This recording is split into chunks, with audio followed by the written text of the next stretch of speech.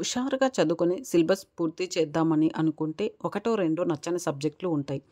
ఎంతో ఉత్సాహంతో కంప్లీట్ చేద్దాం అనుకుంటే మన ఉత్సాహం అంతా కూడా నీరు గారిపోతుంది. అలాంటి సిచ్యువేషన్లో మనం ఏం చేయొచ్చు? కొందరికి అంకగణితం అంటే అనాసక్తి, క్యాల్కులస్ కొరకరాని కొయ్య.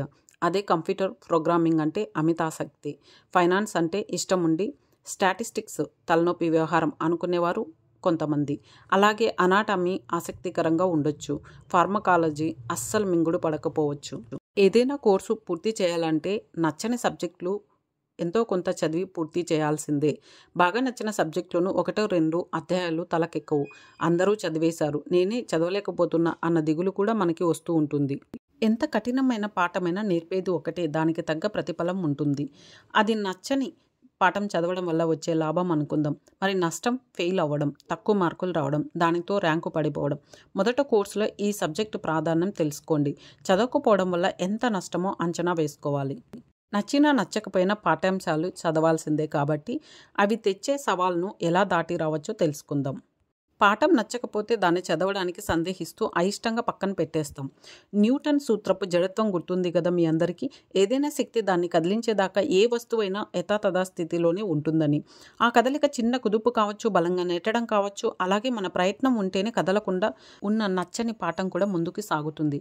నచ్చిన వాటిని ఎప్పుడైనా చదవగలరు, కానీ నచ్చని వాటిని మొదలు పెట్టాలి. దానివల్ల అభ్యాసానికి ఎక్కువ సమయం ఇవ్వగలుగుతాము, పునశ్చరణ చేసుకోగలుగుతాం. పాఠం ఎందుకు చదవాలో, సిలబస్లో దాని ప్రాధాన్యం ఏమిటో గ్రహించాలి. దీనికి మూలాంశాలు ముందు పాఠంలో ఉన్నాయో ఏమో చూడాలి. ప్రతికూల భావనలను గట్టున పెట్టి పాఠం పట్ల సానుకూలత పెంచుకోవాలి. అలసిపోయినప్పుడు, ఒత్తిడిలో ఉన్నప్పుడు నచ్చని సబ్జెక్టు పుస్తకాన్ని అసలు తెరవకూడదు. అయిష్టంగానో ఆగ్రహంతోనో దీని దగ్గరికి వెళ్ళకండి. ఆ ప్రతికూల భావనలన్నీ తోడే ఆ పాఠం మరింత నచ్చకుండా పోతుంది, ఇంకా ఇబ్బందికరంగా తయారవుతుంది. ఏక బిగిన కాకుండా కొద్దిగా క్రమబద్ధంగా చదవాలి. అంశాలను చిన్న చిన్న భాగాలుగా విభజించుకోవాలి. ప్రతిరోజు పావుగంటో అరగంటో సమయం కేటాయించుకోవాలి. చిన్న చిన్న విరామాలు తీసుకోవాలి, మళ్ళీ కొనసాగించాలి. నచ్చని పాఠ్యభాగాలు చదివే మధ్యలో నచ్చిన చాప్టర్ చదవాలి. ఇలా సబ్జెక్టులు మార్చుకుంటూ చదవడం కొత్త ఉత్సాహాన్ని ఇస్తుంది, చదివినది బాగా గుర్తుంటుంది. పాఠం ఒక సైడుగా వివరాలు రాసుకోండి, అండర్లైన్ చేసుకోవాలి. పాఠంలో మీరే ప్రశ్నలు వేసుకొని జవాబులు ఇచ్చుకోవాలి. సొంత వాక్యాల్లో సారాంశం రాసుకోవాలి. ఆపై ఆ నచ్చని పాఠం ఎప్పుడు చదవాలన్నా మీకు నచ్చినట్టుగా రాసుకున్న నోట్సే చదువుకోవచ్చు. చదువుతున్న పుస్తకం నచ్చకపోతే చదివే మాధ్యమాన్ని మార్చుకోవచ్చు. యూట్యూబ్లో ఆ పాఠానికి చెందిన వీడియో చూడడం, ఆడియో వినడం, చాట్‌జీపీటీ సాధనాలను చదువులో సాయపడే స్టడీ బడ్డీలుగా మలుచుకోవచ్చు. ఫ్లాష్ కార్డులను చేసుకోవచ్చు. బొమ్మలు, గ్రాఫిక్స్, పట్టికలతో సొంత నోట్స్ రాసుకోవచ్చు. కదలకుండా మొరాయించిన పాఠాన్ని ఎంత సృజనాత్మకంగా మీ చుట్టూ ఆవరింప చేసుకోవచ్చో ఆలోచించాలి. విద్యార్థులుగా నచ్చని అభ్యాసాలను చేయాలి. తర్వాత ఉద్యోగులుగా ఇచ్చిన పనులన్నీ చేయాలి.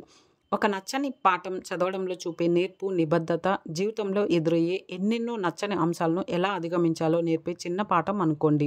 మీకు నచ్చని సబ్జెక్టు అధ్యాపకుడినో దానిలోని నిష్ణాతులను సంప్రదించండి. మీ సమస్య ఏమిటో నిష్పక్షపాతంగా చెప్పగలవారిని ప్రోత్సహించి ఆ సానుకూల పరిష్కారాలను సూచించగలవారిని మీ మెంటార్గా భావించండి. వేమన చెప్పినట్టు తినగ వేము తీయనుండు. చదవగా నచ్చని పాఠాలే మీకు ఇష్టమైన సబ్జెక్టు కావచ్చు. ప్రయత్నించి చూడండి.